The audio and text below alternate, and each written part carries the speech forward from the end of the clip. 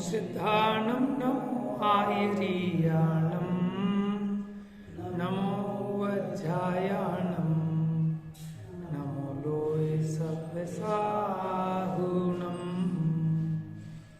वन्दितु सर्वसिद्धे ध्रुवमचलमणोवमं गतिं पत्ते बोच्छामि समय बाहुड़ विडमो सुध केवली भणिदं नमः समय साराय स्वानुभूत्या चकासते चित्स्वभावाय भावाय सर्वभावांतरक्षिदे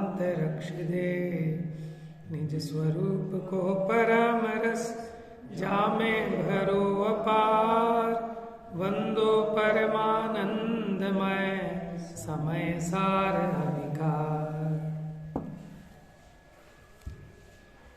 तो यहाँ संवर अधिकार में गाथा 186 तक हम लोग देख चुके हैं।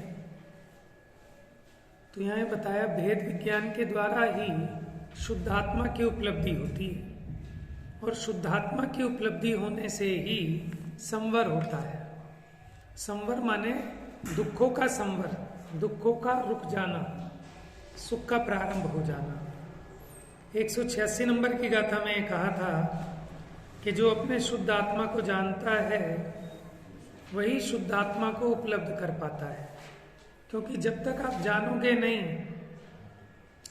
तब तक उस पदार्थ को पाओगे कैसे। और जो आत्मा को अशुद्ध जानता है उसे अशुद्ध आत्मा ही उपलब्ध होता है। कहते हैं ना, जैसी दृष्टि वैसी सृष्टि, जिन खोजा तिन पाइया। जिसने, आप ये बताओ, दूध में घी है, ठीक है या निकालना है? तो दूध में घी है या घी निकालना है तो फिर निकाल क्यों रहे हो? वो इतनी मेहनत करना, उसको फिर चलाना, मथनी से मथना है, फिर इसकी जरूरत क्या है? अगर घी है कि भैया घी है माने इसमें योग्यता है। समझ में आया? अब वो जो प्रॉपर विधि है वो पूरी विधि करेंगे तभी तो घी मिलेगा। समझ में आया? ऐसे ही आत्मा शुद्ध है। अगर शुद्ध है तो फिर इसे शुद्ध करने का उपदेश क्यों दिया है?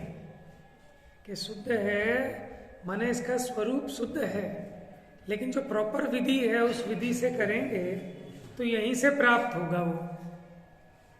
ठीक है। फिर एक द्रव्य दृष्टि की शुद्धता है कि पर से भिन्न और अपने से अभिन्न, मिलावट से रहित, चेतन सदा चेतन ही रहा है, ये शुद्धता है द्रव्य दृष्टि की। ठीक है ना? लेकिन अपने स्वरूप को नहीं जानता तो ये शरीर संयोग आदि को मिलाकर ये मैं हूं ऐसा जो अनुभव करता है, इसी से अशुद्धता उत्पन्न होती है।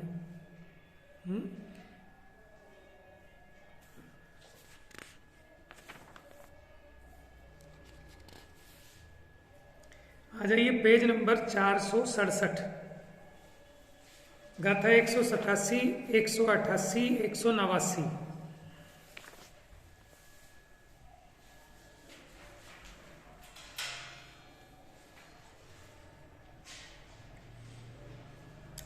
यहां प्रश्न करते हैं कि संवर किस प्रकार से होता है, माने शुद्धात्मा की उपलब्धि होने से संवर कैसे होता है। गाथा पढ़ेंगे।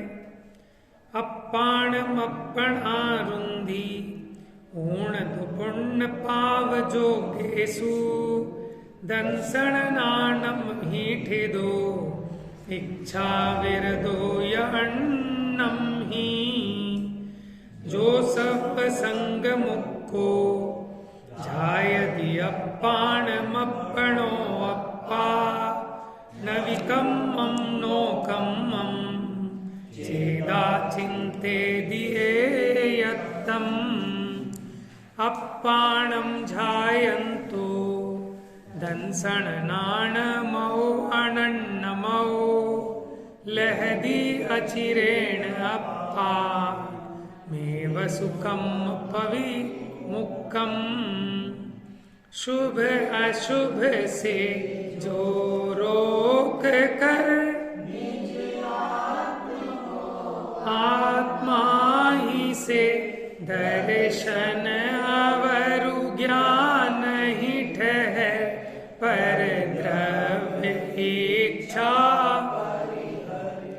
जो सर्व संग विमुक्त ध्यावे।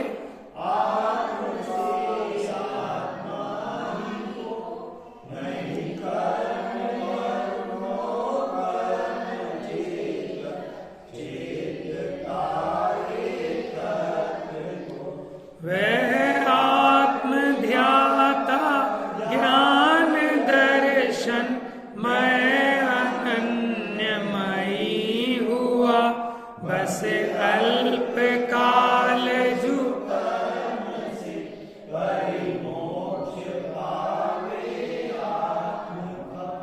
देखो यहाँ क्या कह रहे हैं, कैसे संवर होता है। आत्मा को आत्मा के द्वारा पुण्य पाप रूपी शुभाशुभ योगों से रोक कर दर्शन ज्ञान में स्थित होता हुआ और अन्य वस्तु की इच्छा से विरत होता हुआ। कर्म का आश्रय इसलिए होता था कि आप अपनी वस्तु को नहीं पहचानते थे, तो अपनी वस्तु को नहीं जानते तो जो भी वस्तु आपके ज्ञान का विषय बनती है, जो भी आपके ज्ञान का ज्ञेय बना, आप उसमें से मेरा सुख ऐसा निकालना चाहते थे और उसी के कारण दुख होता है, कर्मों का आश्रय होता है।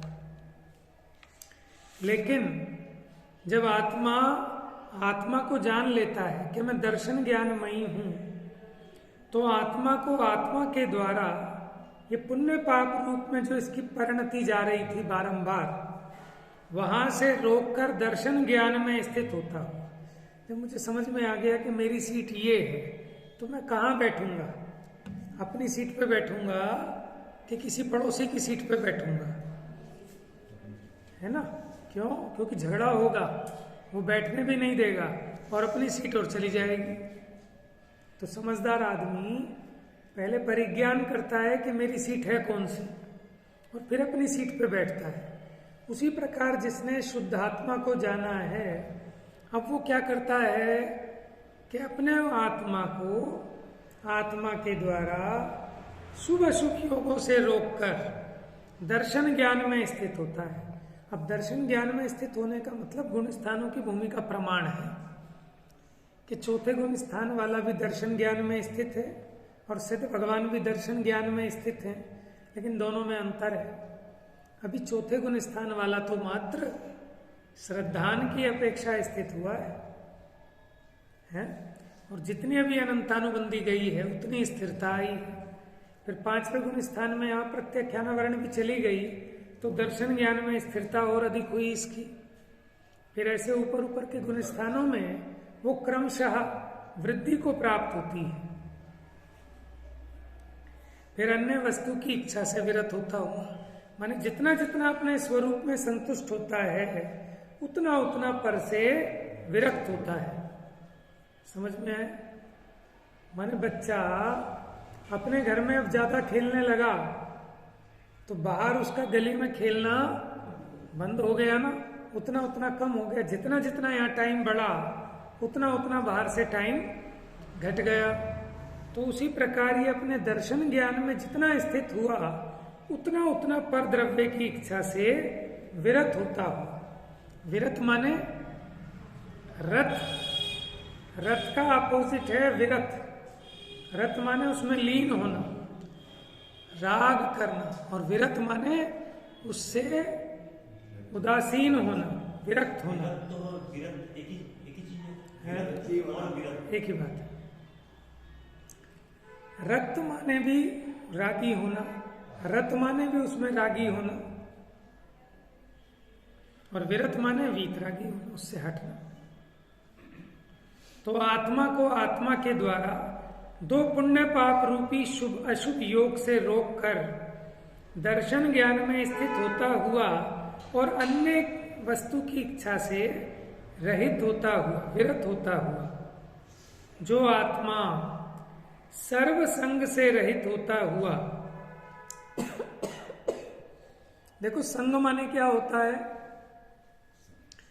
छडाला में आई एक पंक्ति, द्वैविध संग बिन शुद्ध उपयोगी मुनियुत।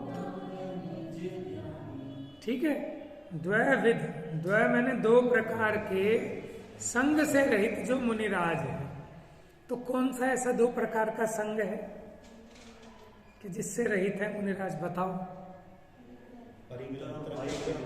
बहुत बढ़िया। तो द्वैविध माने दो प्रकार का, संग माने होता है परिग्रह, एक अंतरंग परिग्रह और एक बहिरंग परिग्रह। तो अगर अंतरंग परिग्रह की बात करें तो पहले नंबर का परिग्रह कौन सा? मिथ्या। फिर उसके बाद क्रोध, मान, माया, लोभ, हास्य, रति, रति, शोक, भय, जुगुप्सा, स्त्री वेद, पुरुष वेद, नपुंसक वेद। और फिर बाह्य परिग्रह, ठीक है ना, धन, धान्य, सोना, चांदी, क्षेत्र, वास्तु, कपड़ा, बर्तन। ठीक है, तो 14 प्रकार का अंतरंग है और 10 प्रकार का बहिरंग परिग्रह। इनसे जो रहित है वो मुनिराज है। तो वो सुखी हैं कि दुखी हैं? जिनको त्यागे तुम तुच्छ जान, हम उन्हें मानते हैं महान। उसमें ही निष्दिन रहे लीन, हम पुण्य पाप में ही प्रवीण। आप सोचो कि वो उसे छोड़कर सुखी हुए, और हम उसे जोड़कर सुखी होना चाहते हैं। तो बताओ हम कैसे भक्त हैं मुनिराजों के? लोग कहते हैं कि तुम्हारे भगवान तो सब कुछ छोड़ के गए और तुम सारा लूटने में लगे हो। माने सारा कब्जा, व्यापार हो, चाहे शेयर मार्केट हो, चाहे कुछ हो, जैनियों ने कब्जा कर लिया। जबकि इनके भगवान ये उपदेश दे दे के चले गए कि भैया 5 पापों में सबसे बड़ा पाप ही परिग्रह है? माने भक्ति तो करते हैं हम किसकी? कि तिल तुस मात्र नहीं है जिनके पास, और कामना क्या करते हैं कि दुनिया का सब कुछ मेरे पास आ जाए। तो बताओ कैसे भक्त है मुनिराज के?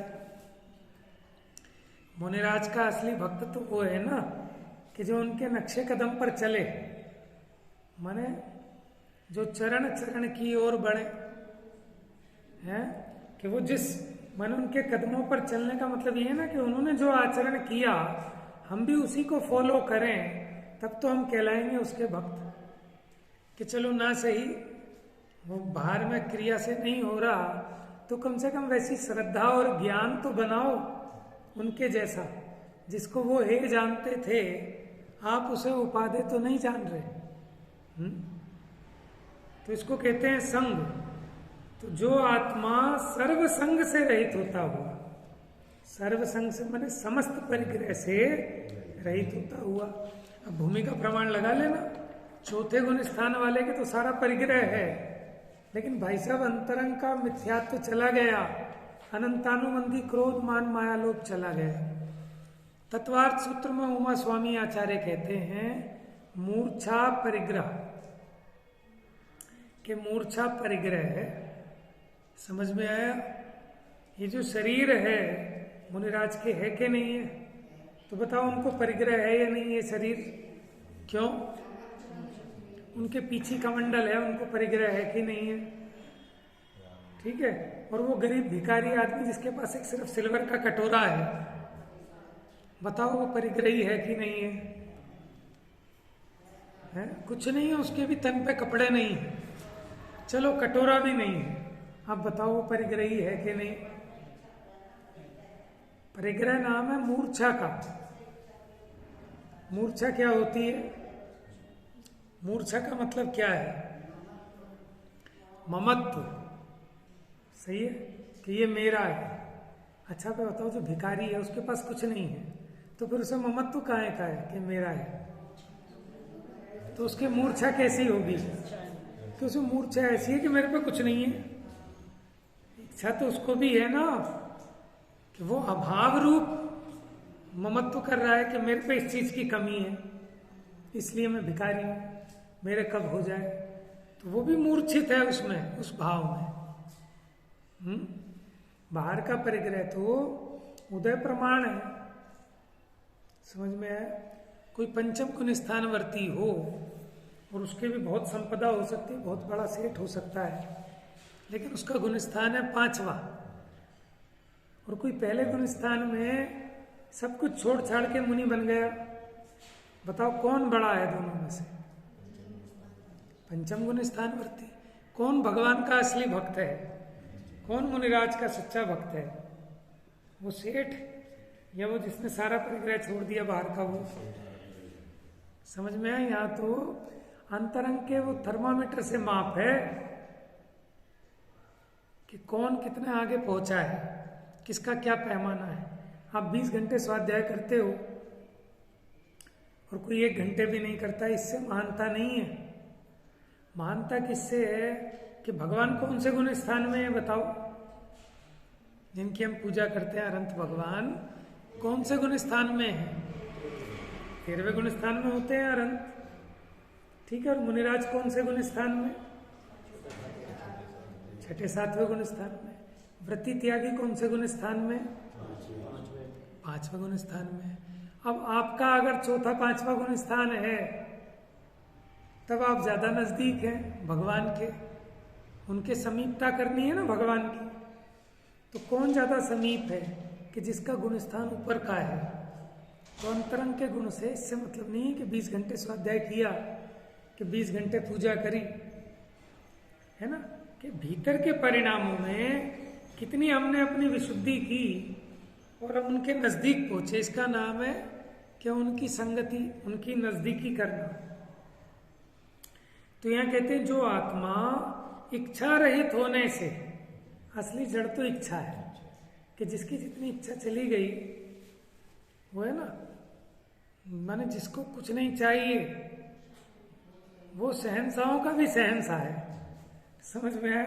वो राजा से भी महान है, इसलिए तो उन्हें महाराज कहते हैं मुनिराज को, क्योंकि भैया उन्हें कुछ नहीं चाहिए। वो राजा तो दुखी है, उसे कुछ ना कुछ चाहिए, और ये मुनिराज ऐसे इन्हें कुछ नहीं चाहिए। तो किसी की कोई पाबंदी नहीं, किसी की कोई गुलामी नहीं है। काहे के गुलाम है? सब अपनी इच्छा के गुलाम है। समझ में आया?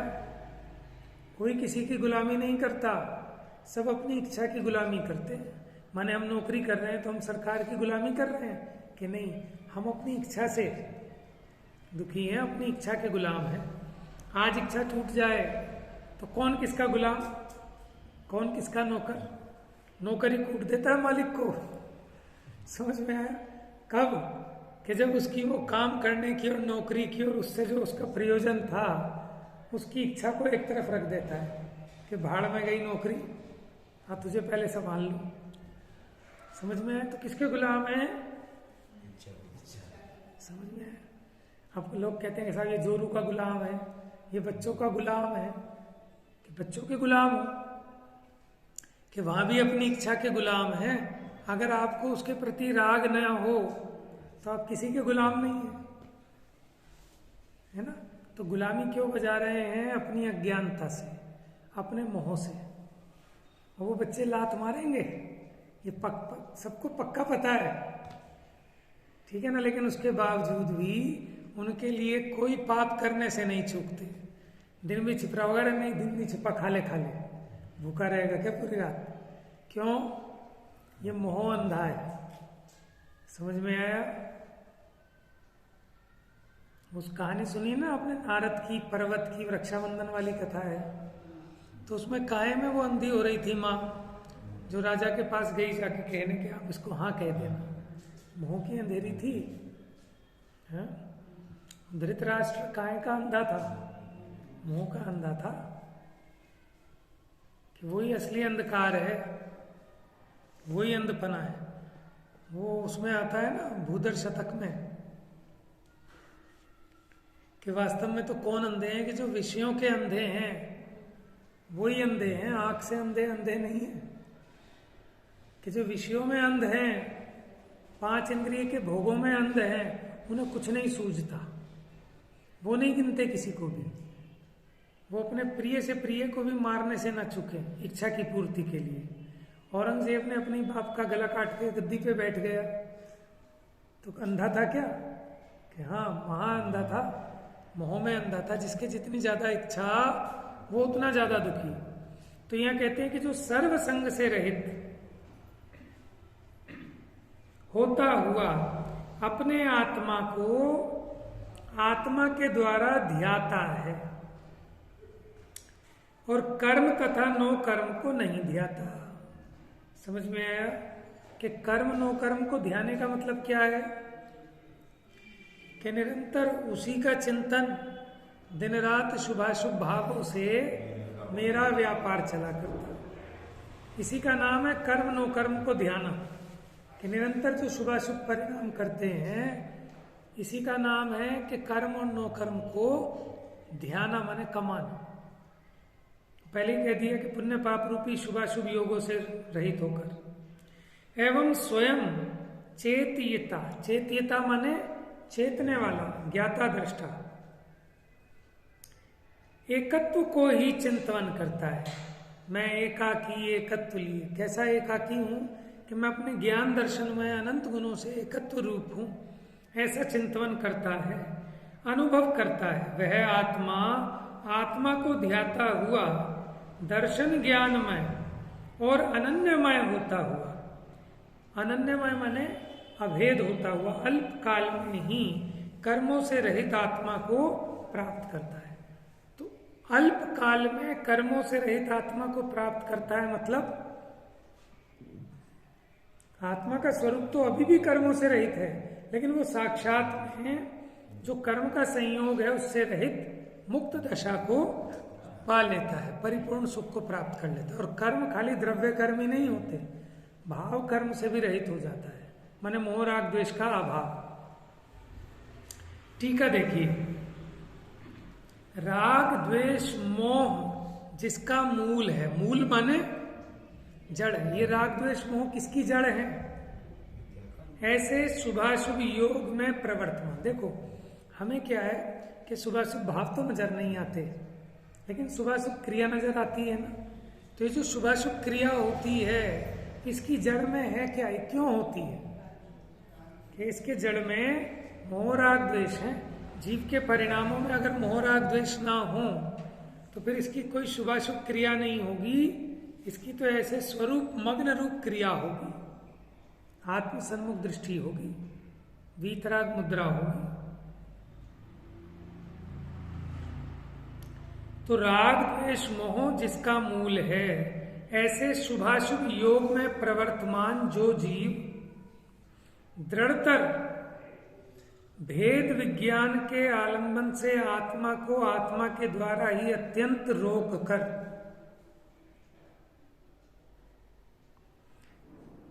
माने ये जीव तो अनादि का अज्ञानी है। अब जब इसने भेद विज्ञान किया तो अपने आत्मा को आत्मा के द्वारा रोक कर, अरे मेरा स्वरूप ये है, माने जो अपनी सीट है अपनी सीट पे बैठे, शुद्ध दर्शन ज्ञान स्वरूप आत्म द्रव्य में भली भांति प्रतिष्ठित करके, माने दर्शन ज्ञान और चारित्र से श्रद्धान करे, उसका ज्ञान करे और उसी का अनुचरण करे। क्या अनुचरण करे? कि मैं दर्शन ज्ञान में ही चेतन स्वरूप हूं, ये इंद्रियों के विषयों के भोगने रूप में नहीं हूं, ऐसा अपना अनुभव करे, श्रद्धा करे। तो आत्म द्रव्य में भली भांति प्रतिष्ठित होकर समस्त परद्रव्यों की इच्छा के त्याग से, देखो परद्रव्यों का त्याग या परद्रव्य की इच्छा का त्याग, और जब इच्छा मिट जाती है तो परद्रव्य का त्याग हो ही जाता है। देखो माने जो जहां है वो वहीं पड़ा रहने दे, बस अपने उपयोग को वहां से हटा ले। ये थोड़ी घर का सामान उठा के फेंकते हैं मुनिराज, अरे स्वयं अपने को वहां से हटा लेते हैं। समझ में आया ना? माने वो तो चक्रवर्ती थे, 6 खंड के 6 खंड उनके थे, अब 6 खंड को कहां से फेंकेंगे? रहेंगे तो वही ना 6 खंड में ही, लेकिन अब 6 खंड के प्रति जो ममत्व था वो हटा लिया वहां से। आत्मा को आत्मा के द्वारा अत्यंत रोककर, अत्यंत रोककर माने जो ये अपनी परिणति शुभाशुभ योगों में जाती थी, वहां से रोककर समस्त परद्रव्यों की इच्छा के त्याग से, सर्व संग से रहित होकर, माने समस्त परिग्रह से रहित होकर, निरंतर अति निष्कंप वर्तता हुआ। निष्कंप माने अचल स्थिर स्वरूप में, कर्म नो कर्म का किंचित मात्र भी स्पर्श किए बिना, अपने आत्मा को ही आत्मा के द्वारा ध्याता हुआ, स्वयं को सहज चेतीयतापन होने से एकत्व ही चेतता है। माने ज्ञान माने आत्मा का स्वरूप ही चेतना है। तो एक समय के लिए भी मैं चेतने के काम से रहित नहीं हुआ। चाहे सोता हूं, चाहे खाता हूं, चाहे पीता हूं, चाहे नहाता हूं, हर समय चेतना का काम चालू है। तो अब ये अपने को कैसे चेत रहा है? हर वक्त तो कैसा चेतता था कि मैं खाना खा रहा हूं, ऐसा चेतता था। मैं बोल रहा हूं, मैं सुन रहा हूं, ऐसा चेतता था। लेकिन अब ये कैसा चेत रहा है अपनी चेतना को कि मैं निरंतर अनादि से आज तक चेतता ही हूं। चेतने के अलावा मैंने कुछ भी आज तक किया नहीं है। ऐसे अपने स्वरूप को चेतता है। जैसे कर्म और नो कर्म दो आए, तो कर्म में तो कर्म चेतना हो गई, तो नो कर्म में कर्म फल चेतना हो गई। देखो यहाँ कह रहे हैं कर्म नो कर्म का किंचित मात्र भी स्पर्श किए बिना, माने जो कर्म है, माने 8 कर्म है, उन कर्मों के उदय हैं, और उस कर्म के उदय में जो प्राप्त सामग्री है वो नो कर्म है। ये भले ही बाहर में रहे, माने भूमि का प्रमाण, लेकिन इसमें उसका ममत्व नहीं है, इसमें उसका एकत्व नहीं है। इसलिए उसको कह रहे हैं कि उसको स्पर्श किए बिना। स्पर्श किसको कर रहा है? अब अपने दर्शन ज्ञान चारित्रमयी जो अनंत गुणों का अपना वैभव है उसको स्पर्श कर रहा है। अब स्पर्श करना कैसे होता है? कि श्रद्धा ज्ञान चारित्र से। पहले श्रद्धा ज्ञान चारित्र था मिथ्या, तो कर्म और नो कर्म में ये मेरे हैं, मैं इनका हूं, उसके आधार पर अपनी सत्ता का अनुभव करता था। लेकिन अब इस कर्म नो कर्म को स्पर्श ना करता हुआ, क्योंकि समझ गया कि पर द्रव्य है, ठीक है, स्पर्श मैंने नहीं छूता हुआ। तो छूता कहां से था? कि अपने ज्ञान से, श्रद्धान से छूता था। छू तो तब भी नहीं सकता था, क्योंकि आत्मा तो अमूर्तिक है, पुद्गल को कैसे छुएगा? लेकिन अब उसकी श्रद्धा ज्ञान ठीक हो गई तो ये कहा कि नहीं छूता हुआ। हाँ, और उस रूप कैसे होता था? हो नहीं जाता था, अपनी विपरीत मान्यता में होता था। जैसे वो गधा, ठीक है, नहीं वो शेर, वो गधों के साथ में गधा हो गया था। तो वो गधा हो गया था ना, कैसे? अपने श्रद्धा ज्ञान में। और जब श्रद्धा ज्ञान जैसे होते हैं तो आचरण भी वैसे ही होता है। तब वो चलने भी ऐसे ही लगा था झुक से, गधे की तरह, आवाज भी वैसे ही निकालता था, ढहचू ढहचू। लेकिन जब उसके श्रद्धा ज्ञान पलटे तो उसकी चाल भी पलट गई। समझ में?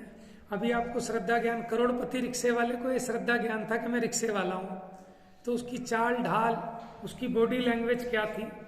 और जब उसे पता लग गया कि मैं तो फला सेठ का इकलौता पुत्र हूं, इकलौता वारिस हूं, अब उसकी बॉडी लैंग्वेज, उसकी चाल ढाल, उसमें अंतर आएगा कि नहीं आएगा, ये बताओ। समझ में आया?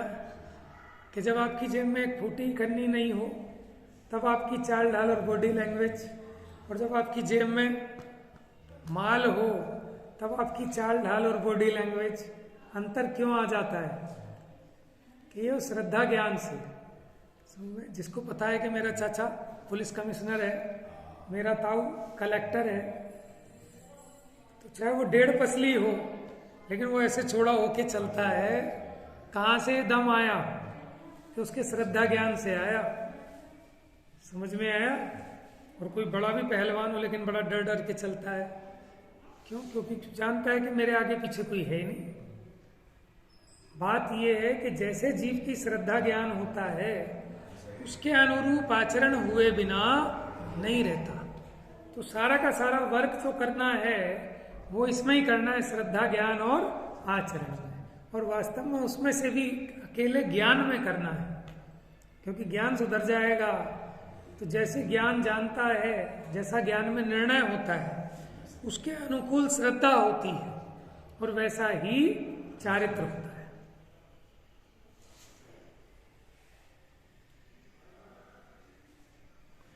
तो वह जीव वास्तव में एकत्व चेतन द्वारा अर्थात एकत्व के अनुभवन द्वारा, एकत्व माने अनंत गुण है, अनंत शक्तियां हैं, वो अलग अलग नहीं है, वो अभेद एक रूप है।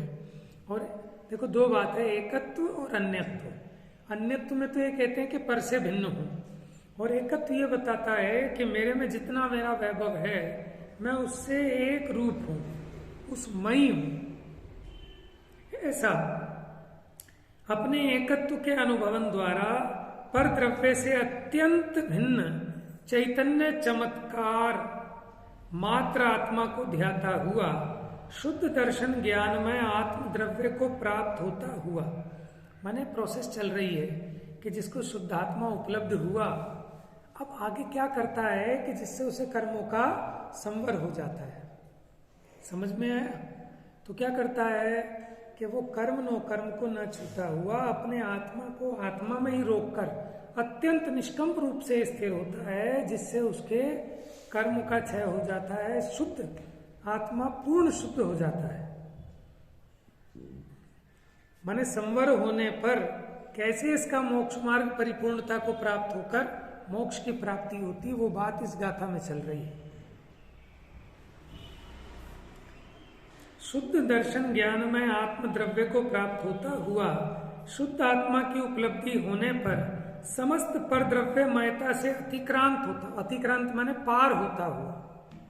पहले जो पर द्रव्य कोई यही मैं हूं ऐसा अनुभव करता था, अब उससे पार हो गया।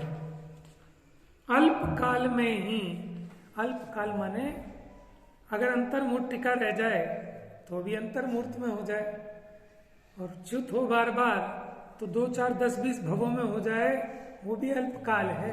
क्योंकि अनंता अनंत काल के सामने ये तो अल्प काल है। 150 अर्ध पुद्गल परावर्तन में चला जाएगा मोक्ष, तो ये भी अल्प काल है। जबकि एक पुद्गल परावर्तन के अनंतवें भाग में अनंत सागर है, उसको भी आचार्य देव कहते हैं अल्प काल। क्योंकि भैया इसका संसार समुद्र का किनारा नजदीक आ गया है, अगर निश्चित हो गया तो वो अल्प काल है। इतने बड़े अनंत काल प्रवाह में ये संवर का प्रकार है। पंडित जयचंद जी का भावार्थ, जो जीव पहले तो राग द्वेष मोह के साथ मिले हुए, किसके साथ मिले हुए? मोह राग द्वेष के साथ मिले हुए मन वचन काय के शुभाशुभ योगों से, क्योंकि यही तो मानता था कि मन वचन काय के निमित्त से या तो शुभ रूप प्रवृत्ति होती है या अशुभ रूप। वही उन्होंने लिखा ना युगल जी ने, दिन रात शुभ अशुभ भागों से मेरा व्यापार चला। क्योंकि भीतर में शुभाशुभ भाग हुए तो मन वचन काय के निमित्त से जो योगों की प्रवृत्ति होती है वो भी शुभाशुभ होती है। देखो, जब भीतर में शुभ भाव होते हैं तो जो योगों की प्रवृत्ति है वो शुभ योग है, और भीतर में अशुभ भाव हैं तो मन वचन काय की जो प्रवृत्ति है वो अशुभ प्रवृत्ति है। समझ में? ताली बजाना, ये शुभ योग है कि अशुभ योग है? अगर आप पार्क में बजा रहे हैं शरीर की दृष्टि से कि एक्यूपेंचर हो जाएगा, ब्लड प्रेशर ठीक हो जाएगा, तो बताओ ये शुभ योग है क्या अशुभ योग है? क्यों भाई साहब, इसमें क्या पाप हो गया? क्या पाप हो गया इसमें? समझ में आया क्यों पाप क्यों हो गया? कि जो तेरा स्वरूप नहीं है तू उसे अपना स्वरूप मान रहा है। जहां तेरी चल नहीं सकती वहां तू चलाने की भावना रख रहा है। 5 इंद्रिय के विषयों को भोगने के लिए तो इस शरीर को स्वस्थ रखना चाहता है। शरीर को स्वस्थ रखना अच्छी बात है कि बुरी बात है, बताओ?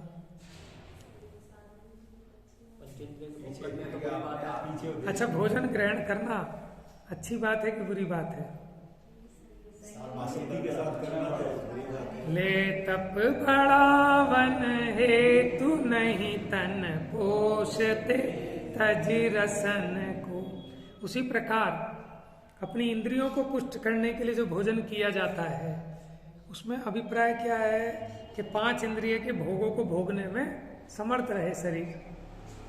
तो ये पाप भाव है और मुझे अपनी आत्मा की साधना करनी है, ठीक है ना, इस मनुष्य देह को चलाए रखना है।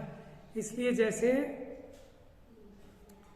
माने वो बैलगाड़ी के पहिए में जैसे ओंगन दिया जाता है, कितनी ग्रीस लगाओगे, बस जितने से काम चल जाए। उसी प्रकार मुनिराज इस देह को भोजन देते हैं। समझ में आया ना?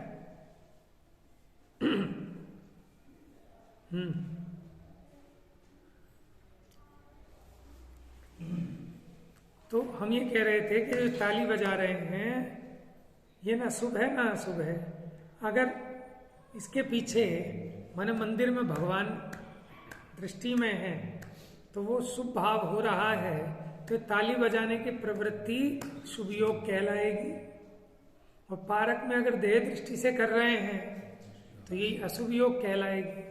तो दिन रात यही व्यापार करता है, शुभ योग का या फिर अशुभ योग का।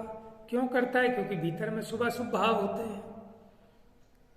शुभ अशुभ भाव क्यों होते हैं? क्योंकि अपने चैतन्य भाव का संचेतन नहीं है।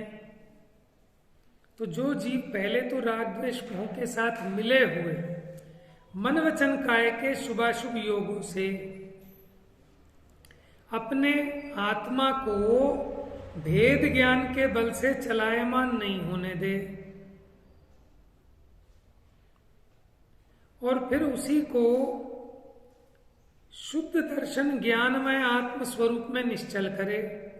माने जो बाहर की प्रवृत्ति है वहां से अपने उपयोग और योग को हटाए और फिर स्वरूप में अपने उपयोग और योग को लगाए तथा समस्त बाह्य अभ्यंतर परिग्रह से रहित होकर, माने मुनि दशा की भी बात ले लो कि बाहर और अंतरंग दोनों परिग्रह से रहित होकर कर्म नो कर्म से भिन्न अपने स्वरूप में एकाग्र होकर। कैसा है अपना स्वरूप? कर्म और नो कर्म से न्यारा है। ऐसे उस स्वरूप में एकाग्र होकर उसी का ही अनुभव किया करे, उसी के ध्यान में रहे। वह जीव आत्मा का ध्यान करने से दर्शन ज्ञानमयी होता हुआ क्या था? नहीं क्या दर्शन ज्ञानमयी? जब यह अज्ञानी था तब दर्शन ज्ञानमय नहीं था कि था, लेकिन उसकी श्रद्धा ज्ञान ना होने से नहीं था। तो हम कहते हैं अब दर्शन ज्ञानमय हुआ और पर द्रव्यमयता का उल्लंघन करता हुआ कि पहले पर द्रव्य में यही मैं हूं ऐसा जो अनुभव करता था अब उससे पार हो गया। अल्प काल में ही समस्त कर्मों से मुक्त होता है। ये संवर होने की रीति है, ऐसे नहीं हो जाएगा। ये प्रोसेस बता दी है पूरी कि शुभाशुभ योगों से रोककर अपने स्वरूप में निश्चल होकर निष्कंप अपने आत्मा में ये चेतना में चेतता हुआ जो सर्व संग का परित्याग करके कर्म नो कर्म उनसे भिन्न अपने स्वरूप में एकाग्र होकर निरंतर उसका अनुभव किया करे, उसके समस्त कर्मों का संवर होकर मुक्ति होती है। इसी अर्थ का कलश रूप काव्य पढ़ लेते। निज महिम रतानाम भेद विज्ञान शक्त्या भवति नियत में शाम शुद्ध तत्वोपलम्भा अचलितमखिलान्य द्रव्य दूरे स्थितीनां भवति सति च तस्मिन् क्षय कर्म मोक्षा। सरल है कि जो निज महिमा में रत हैं भेद विज्ञान की शक्ति से वो शुद्ध तत्व को उपलब्ध करते हैं।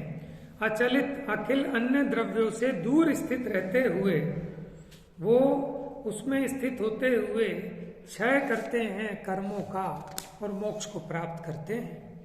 जो भेद विज्ञान की शक्ति के द्वारा, ये भी एक शक्ति है, कहते हैं ना सुपर पावर, हमें कोई शक्ति प्रकट करें, रिद्धि सिद्धि प्रकट करें, इसमें दुनिया लगती है, उसको ये समझ में नहीं आ रहा भेद ज्ञान की शक्ति से बड़ी कोई ताकत नहीं है, सारे दुख मिटा देगी आपके।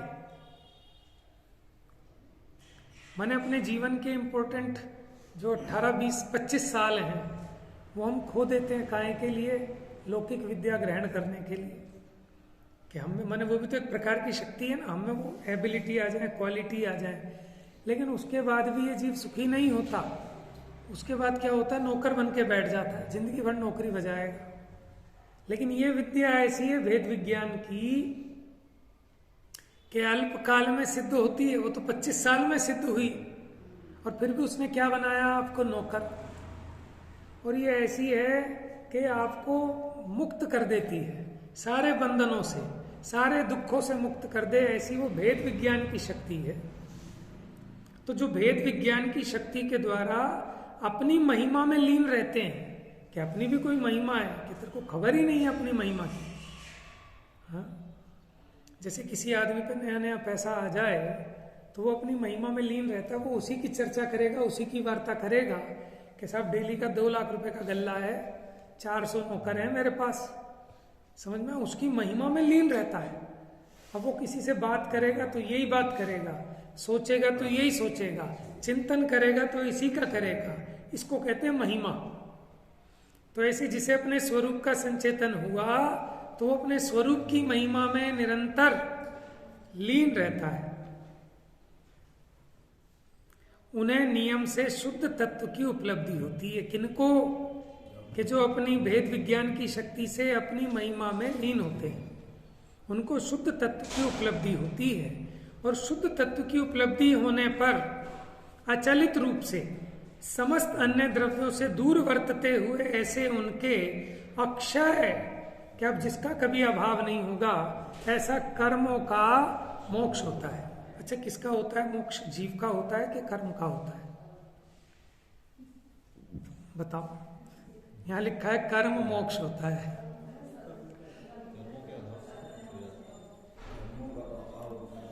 देखो दोनों का होता है। समझ में आया क्या कह रहे हैं? दोनों का होता है। हाँ, कैसे?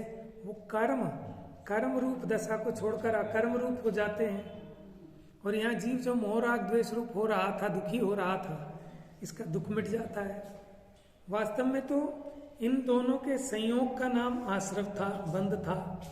अब ये दोनों अलग अलग हो जाते हैं तो दोनों ही मुक्त हो गए। माने मियाँ बीवी जिनमें बहुत झगड़ा होता था, तलाक हो गया, तो कौन मुक्त हुआ? पति कहता है कि मेरी मुक्ति हो गई, पत्नी कहती है कि मेरी मुक्ति हो गई। ऐसी वो कर्म की मुक्ति हो गई और ये जीव की मुक्ति हो गई। समझ में आया?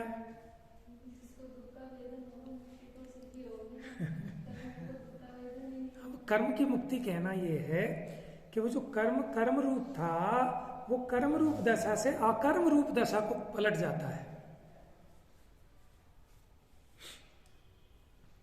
तो अक्षय कर्म मोक्ष होता है। अक्षय माने कि अब जो कभी नाश को प्राप्त नहीं होगा। देखो कर्म से मुक्ति तो सब जीवों की हो भी रही है निरंतर, कि बहुत सारे कर्म निरंतर, कितने? वो भव्य राशि से कितने गुना, और सिद्ध राशि के अनंतवे भाग नहीं, सिद्ध राशि से अनंत गुना और भव्य राशि अभव्य राशि से अनंतवे भाग, इतने निरंतर कर्म परमाणु आ भी रहे हैं और जा भी रहे हैं, निर्जरित भी हो रहे हैं। तो इतने कर्मों से तो निरंतर मुक्त हो ही रहे हैं हम, ठीक है ना? लेकिन वो अक्षय नहीं है। और यहाँ बात है अक्षय कर्म मोक्ष की, कि ऐसा कर्मों से मुक्ति हुई कि अब दोबारा कर्मों का बंधन होने वाला नहीं है। तो शुद्ध तत्व की उपलब्धि होने पर अचलित रूप से समस्त अन्य द्रव्यों से दूर वर्तते हुए ऐसे उनके अक्षय कर्म मोक्ष होता है। माने उनका ऐसा कर्मों से छुटकारा हो जाता है कि पुनः कभी कर्म बंद नहीं होता। कर्म समझ में नहीं आते तो समझ लो दुखों से छुटकारा हो जाता है। समझ में? वो पिशाच है, यद्यपि परद्रव्य दुखी नहीं करता। जैसे किसी के सर भूत चढ़ जाए और वो उसको हैरान परेशान करता है, तो वो क्या हैरान परेशान करता है? स्वयं होता है। उसी प्रकार ये कर्म रूपी पिशाच इसे जोतता है और ये स्वयं अपने मोह से, अपनी अज्ञानता से, अपनी दुर्बलता से उसके अनुसार दुखी सुखी होता है। तो कहने में आता है कि कर्म ने दुखी किया, और उसी उपचार शैली से कहते हैं कि कर्मों का नाश करने से सुखी हो गया। निमित्त का कथन है, वास्तव में तो अपनी अज्ञानता से दुखी है, अपनी अस्थिरता से, अपने मोह से, अपनी कसायों से। तो ये अपने मोह राग द्वेष का अभाव करता है तो सुखी हो जाता है। तो इस प्रकार कैसे ये जीव संवर होने पर सुख को प्राप्त होता है वो विधि इस कलश में बताई। बाकी चर्चा इसकी कल करेंगे। मिथ्यातम नाश वे को ज्ञान के प्रकाश वे को,